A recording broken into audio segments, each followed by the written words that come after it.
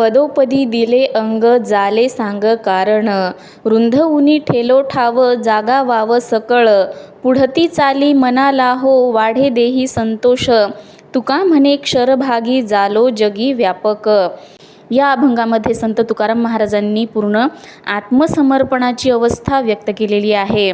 मी माझे तन मन आणि जीवन पूर्ण जे आहे ते प्रत्येक क्षणी परमेश्वराला विठुरायाच्या चरणी अर्पण केलेले आहे. त्यामुळे माझ्या जीवनाचे अंतिम साध्य जे आहे ते पूर्ण झालेले आहे. ईश्वराशी एकरूप झाल्याने सर्वत्र त्याचेच अस्तित्व मला आता दिसू लागलेले आहे. रिकामी अशी आता कोणतीच जागा उरलेली नाही. मला सगळीकडे माझा ईश्वरच, माझा विठुरायच दिसत आहे. मनाचे सर्व व्यवहार आता सहज आणि आनंदमय होत आहेत. अंतःकरणात संतोष वाढल्याने जीवन सुखी आणि शांत झालेले आहे. या नश्वर जगातही मी परमात्म्याच्या व्यापक स्वरूपाशी एकरूप झालो आहे.